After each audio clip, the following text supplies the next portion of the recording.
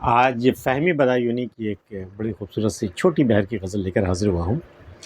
کہ منہ میں جب تک زبان باقی ہے، منہ میں جب تک زبان باقی ہے آپ کی داستان باقی ہے، تیر ترکش کمان باقی ہے، اس کا مطلب اڑان باقی ہے، آخری وقت ہے عبادت کا بس محبت میں جان باقی ہے، جی نہیں لگ رہا پڑھائی میں اور ابھی امتحان باقی ہے، وہ اسی پر پھراتا ہے نشتر، زخم کا جو نشان باقی ہے، چاہے ملبے کے شکل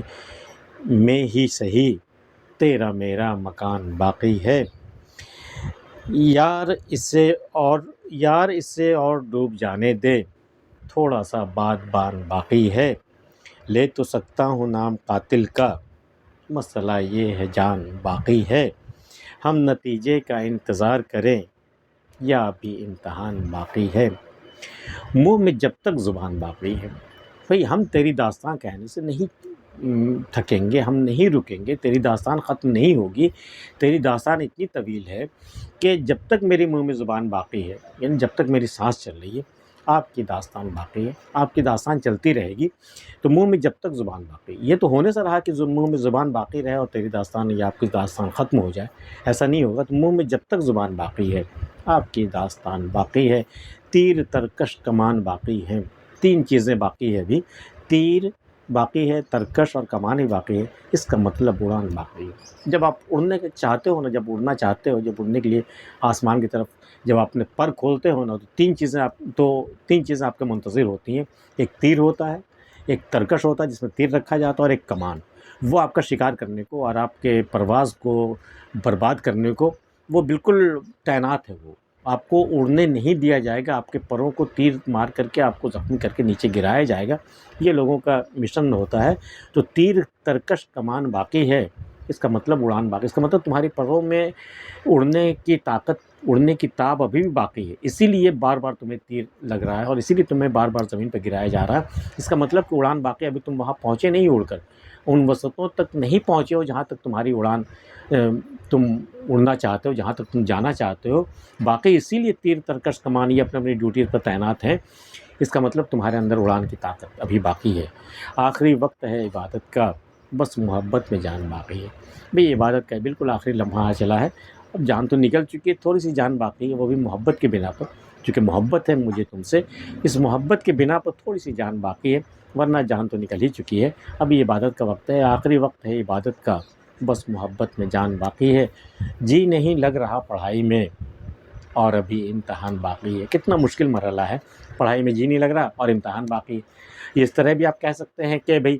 زندگی جس طرح کی آپ کو ملی ہے وہ زندگی جینے کے لائق نہیں ہے، دل نہیں لگ رہا ہے، اس دنیا میں جی نہیں لگ رہا ہے، لیکن ابھی امتحان باقی ہے، ابھی اس دنیا میں بھی جینا ہے، اپنی زندگی گزار کے پھر ایک امتحان بھی باقی ہے، وہاں آپ کو خیر و شر کا حساب بھی دینا ہے، آپ نے کتنی نیکیاں کی، کتنے گناہ کیے، اس کا بھی حساب ابھی باقی ہے، اور یہاں جی بھی نہیں لگ رہا۔ کیسی زبردستی، کیسا ایک طرح کی اذیت ہے، ایک طرح کا جبر ہے آپ کے اوپر یہ زندگی جو ہے، کہ یہاں دل بھی نہیں لگ رہا اور ابھی جینا بھی ہے اور ابھی جا کر کے امتحان بھی دینا ہے، جی نہیں لگ رہا پڑھائی میں اور ابھی امتحان باقی ہے، وہ اسی پر پھراتا ہے نشتر، زخم کا جو نشان باقی ہے،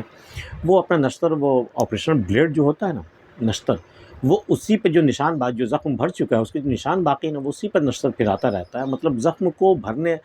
بھرا ہوا زخم اسے پسند نہیں، وہ چاہتا ہے وہ زخم پھر سے تازہ ہو جائے، وہ زخم پھر سے ابل جائے، وہ پھر سے زخم بالکل ویسے ہی ہو جائے جیسا پہلے تھا، تو وہ اسی مٹے ہوئے زخم کے نشان پر پھر سے وہ نشتر چلاتا رہتا ہے، وہ اسی پر پھراتا ہے نشتر، زخم کا جو نشان باقی ہے،